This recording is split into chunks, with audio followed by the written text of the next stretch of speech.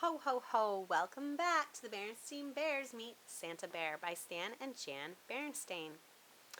Special music's in the air and Santa's at the mall. What do the little bears make of it all? We'll find out.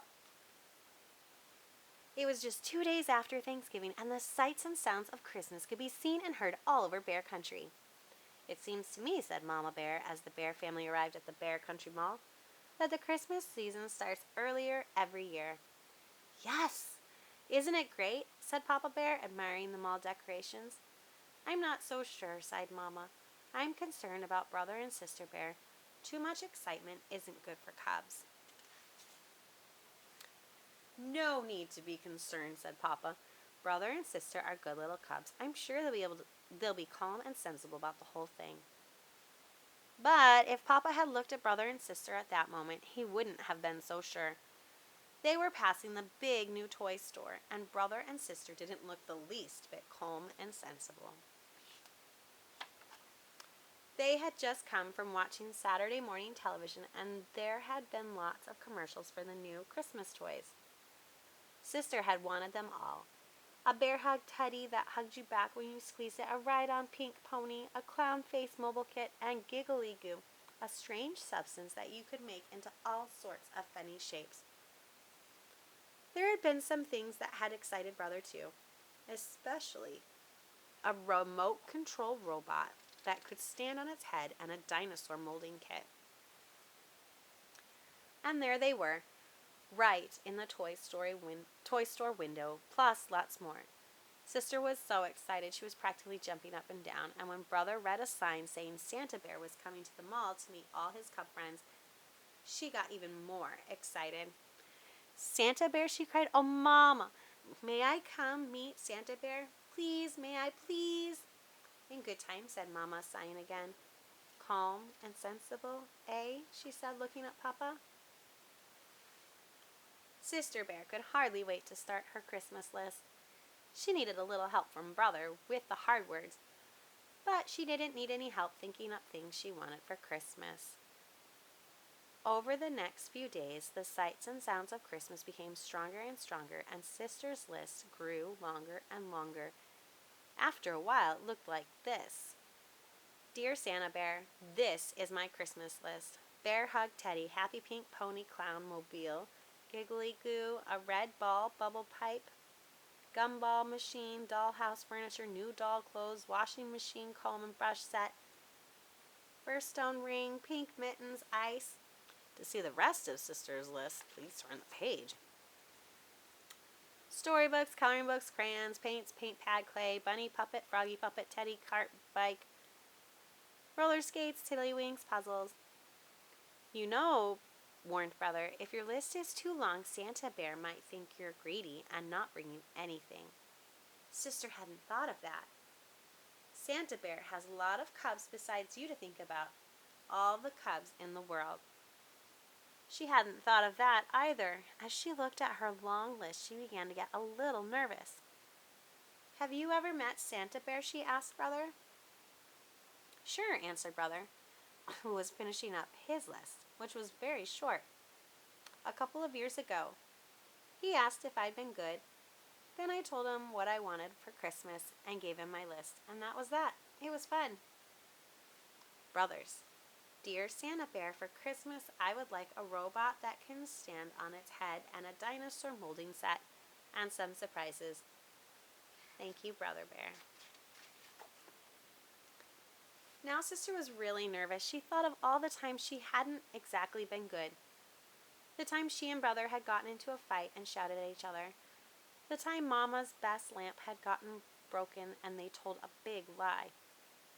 And the time they had let their room get so messy that Mama had threatened to throw away all their toys. Oh, I wouldn't worry about those times, said Mama, giving Sister a little hug. Santa Bear doesn't expect cubs to be perfect, just good. Then she said, I hope you have your list ready because tomorrow is the day you are going to meet Santa Bear. Sister gulped. It's almost ready, she said. But what about your list for Santa, yours and Papa's? Don't worry about that, sweetie, said Papa. Santa Bear isn't for grown-ups. He's just for cubs. Psst, whispered Brother. Presents for Mama and Papa is our job, silly. Come on, let's see how much you've got in your piggy bank. Sister had just enough. Brother had enough and a little extra. That evening, Sister made a new list. It looked a lot like Brother's. When they got to Santa Bear's little house in the mall the next day, there was a line. While Sister waited, she began to think about Santa and what a hard job he had. She wondered how he took care of all those cubs.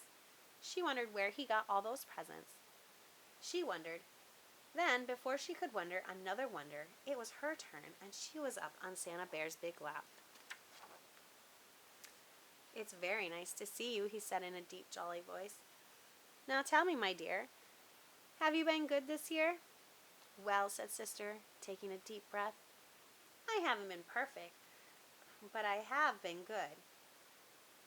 Then she told him what she wanted for Christmas and gave him her list. Santa gave Sister and every other cub a souvenir coloring book. The covers showed him and his 8 tiny reindeer flying through the starry night. Sister's mind was so filled with thoughts about Santa that she almost forgot about the special shopping she had to do. But Brother remembered. They found just the right presents for Mama and Papa. Sister chose a fine new fur brush for Papa and a lovely new pincushion for Mama. Brother bought Mama a box of her favorite breakfast tea and for Papa a handy pocket calculator. "Look," said Sister as they were leaving the mall, "another Santa." She was right. There, ringing a bell, was a rather skinny Santa with a scraggly beard. Beside him was a big iron pot that said, "Help the needy." "That's one of Santa's many helpers," explained Papa. "His job is to collect money to help the needy, birds who need seed, squirrels who didn't put enough aside for the winter." The Bear family all put money in the pot. Sister had spent all hers and had to borrow some from Mama. Finally, the days and weeks of preparation and waiting were over, and it was Christmas Eve. "You know something, Papa?" said Sister, as she helped hang the last holly wreath. "I've been thinking about Santa Bear and what a hard job he has. How can he visit every cub in the world in just a single night? Where does he get all those gifts? And besides, how can reindeer fly? And how can the sleigh land if it doesn't snow? And how can Santa come down our skinny little chimney?" Papa took a deep breath, then looked up at the starry sky. "I guess the answer, my dear, is that Christmas is such a special time that very special, almost magical things can happen. And the most magical thing of all is Santa Bear. I'd say he has the best job in the whole world because the joy of giving is what Christmas is all about." "I suppose," said Sister, "that Santa could just skip the chimney and come in the front door." "I suppose," said Papa. Then before she went in, she took one last look at the starry sky. But it was clouded over, and now instead of stars there were snowflakes. Thousands and thousands of small silent snowflakes. "Well," she thought, "at least that'll help with the sleigh."